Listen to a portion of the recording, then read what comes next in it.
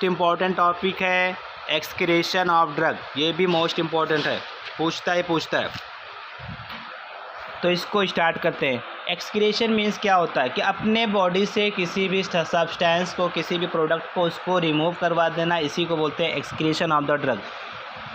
ठीक, तो drug excretion का definition, drug excretion is defined as a removal of drug और is metabolize from the body. अब वो क्या हो चुका है, उसका मेटाबॉलिज्म हो चुका है, तो अब उसको क्या करना है, अपने बॉडी से एक्सक्रीट करवा देना, उसको अपने बॉडी में स्टोर करके नहीं रखना, अदरवाइज वो पॉइजनस टॉक्सिक इफेक्ट देने लगेगा। तो उसको क्या करती है हमारी बॉडी, उसको एक्सक्रीट करने का ट्राई करती है।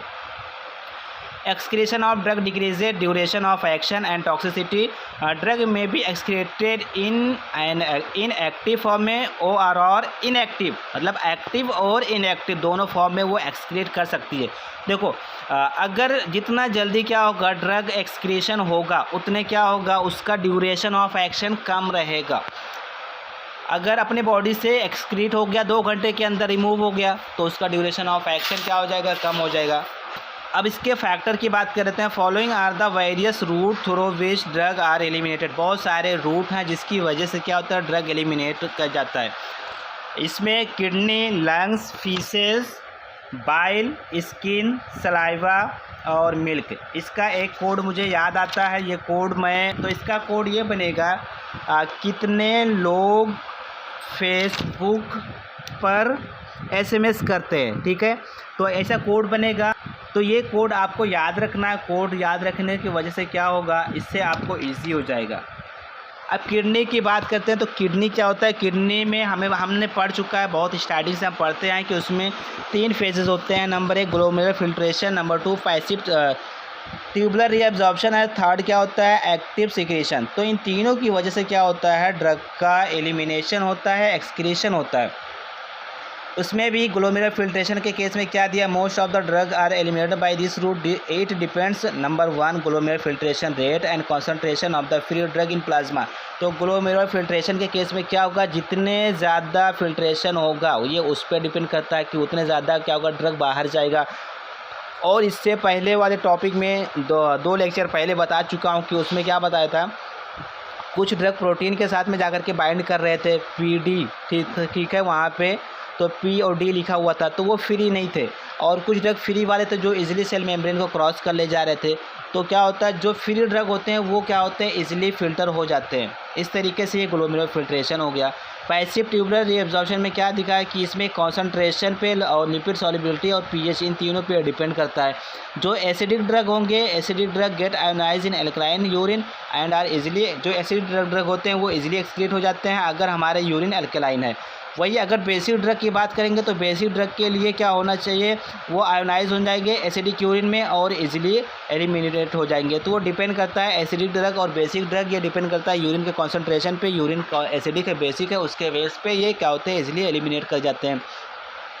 थर्ड पॉइंट इसमें आता है एक्टिव ट्यूबुलर सिक्रीशन। तो एक्टिव ट्यूबुलर सिक्रीशन में क्या होगा कि क्या होता है, it is carrier mediated transport which requires energy. इस केस में क्या होगा, आपको एनर्जी की रिक्वायरमेंट होती है। एक्टिव में 2 याद रखना है आपको, PP करके कोड याद रखो। P मीन्स पेनिसिलिन और प्रोबिन एसिड, ये दोनों एलिमिनेट हो जाते हैं एक्टिव ट्यूबुलर सिक्रीशन के थ्रू।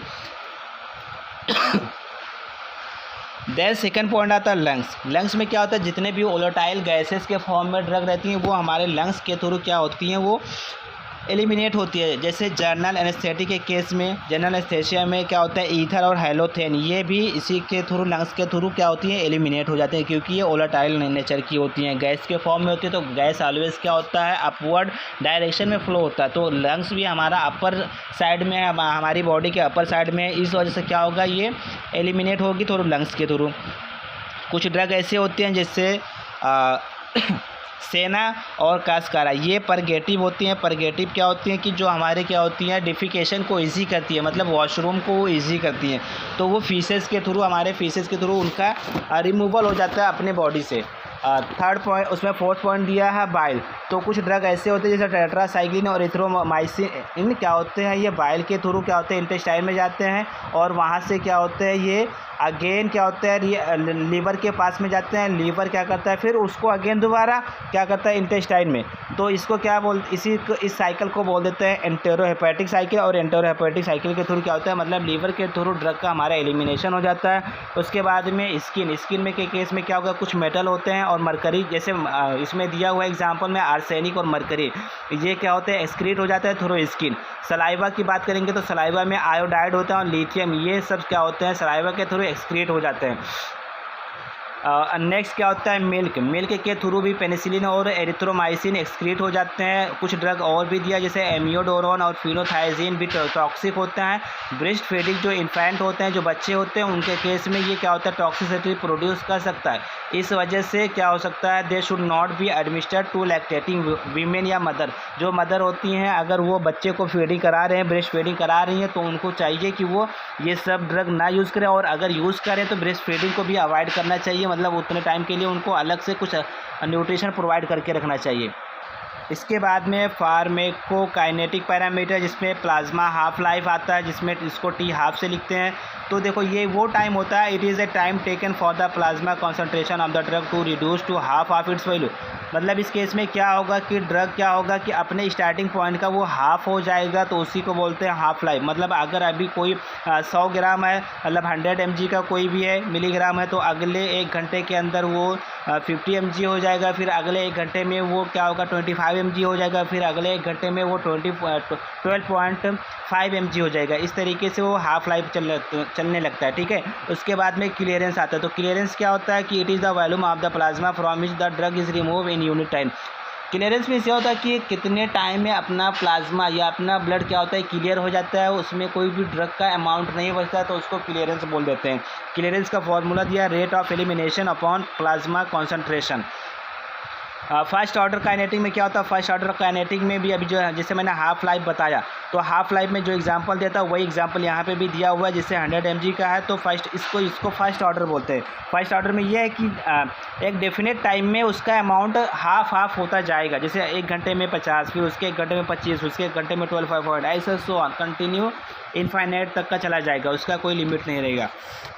ज़ीरो ऑर्डर काइनेटिक क्या होता है कि इस केस में क्या होता है ज़ीरो ऑर्डर काइनेटिक में वो सेम अमाउंट को क्या करेगा वो डिक्रीज़ हो जाता है। डिक्रीज़ होने के बाद में क्या होता है और सेम टाइम में जैसे 1 घंटे के अंदर उसका 10 mg हुआ तो वो 90 हो गया। फिर अगले 1 घंटे में 10 mg कम होगा तो 80 होगा। ऐसे फिर 1 घंटे में क्या होगा 10 mg कम होगा 70 होगा, फिर 60, 50, 40 ऐसे चलता रहेगा। ठीक है, तो आज आई होप आपको समझ में आया होगा। थोड़ा स्पीड फास्ट है बट बहुत सारे इजी पॉइंट हैं और आपके जो कर्नाटका बोर्ड के स्टूडेंट हैं उनके एग्ज़ाम के होने के चांसेस बहुत पहले हो सकता है सेकेंड ईयर का।